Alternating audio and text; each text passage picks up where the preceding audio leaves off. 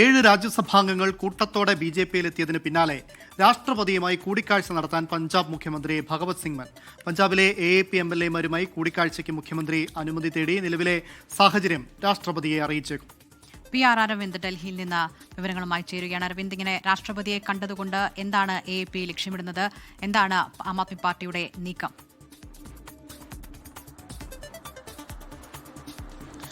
ദിൽനാൽമൽ ഒരു നിർണായക നീക്കമാണ് ഇപ്പോൾ ആം ആദ്മി പാർട്ടിയുടെ ഭാഗത്തുനിന്ന് നടക്കുന്നത്. കഴിഞ്ഞ ദിവസം 7 MP-മാർ പാർട്ടി വിട്ടതായി പ്രഖ്യാപിച്ചിരുന്നു. ഇതിന് പിന്നാലെ അവർ ചിലർ BJP-യിൽ ചേരുകയും ചെയ്തിരുന്നു. പക്ഷേ ഇതുമായി ബന്ധപ്പെട്ട പരാതി നൽകുമെന്നതാണ് നിലവിൽ ആം ആദ്മി പാർട്ടി അറിയിച്ചിരിക്കുന്നത്. പക്ഷേ രാജ്യസഭയിൽ 10 MP-മാരാണ് ആം ആദ്മി പാർട്ടിക്കുള്ളത്. അതിൽ 7 പേരും BJP-യിലേക്ക് ലയിക്കുമെന്നൊരു അപേക്ഷ നൽകിയതിനാൽ ഇവരെ അയോഗ്യരാക്കാൻ സാധിക്കില്ല എന്നതാണ് ഒരു വിലയിരുത്തലുള്ളത്. ഈ പശ്ചാത്തലത്തിലാണ് രാഷ്ട്രപതിയെ നേരിട്ട് കണ്ടുകൊണ്ട് ഈ സാഹചര്യം അറിയിക്കുവാൻ ഇപ്പോൾ ആം ആദ്മി പാർട്ടി തീരുമാനിച്ചിരിക്കുന്നത്. കൂടിക്കാഴ്ചയ്ക്ക് വേണ്ടിയുള്ള സമയം ഇപ്പോൾ പഞ്ചാബ് മുഖ്യമന്ത്രി ഭഗവത് മാൻ തേടിയിട്ടുണ്ട്. ചില MLA-മാർക്കൊപ്പമായിരിക്കും രാഷ്ട്രപതിയെ കാണാൻ ഭഗവത് മാൻ എത്തുക. പക്ഷേ ആ കൂടിക്കാഴ്ചയ്ക്ക് ഇതുവരെ രാഷ്ട്രപതിയുടെ ഓഫീസ് ആ സമയം അനുവദിച്ചില്ല. കൃത്യമായി ഇവരെ അയോഗ്യരാക്കണമെന്നും ഇവരെ തിരിച്ചു വിളിക്കണമെന്നൊരു ആവശ്യം തന്നെയാകും ഇത്തരത്തിൽ ഭഗവത് മാനിന്റെ ഭാഗത്തുനിന്ന് രാഷ്ട്രപതിയോട് ഉന്നയിക്കുക.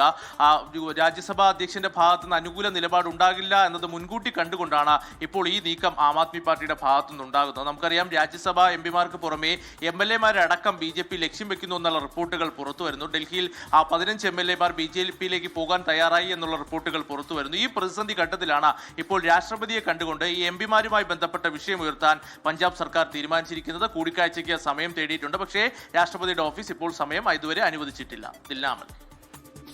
ശരി, PR അരവിന്ദ് ഡൽഹിയിൽ നിന്ന് വിവരങ്ങൾ നൽകിയത്. ഇതിൽ എന്ത് നിലപാടെടുക്കാൻ, എന്ത് നടപടിയെടുക്കാൻ രാഷ്ട്രപതിക്ക് സാധിക്കുമെന്നതൊക്കെ വരും ദിവസങ്ങളിൽ തന്നെ കാണേണ്ടതാണ്.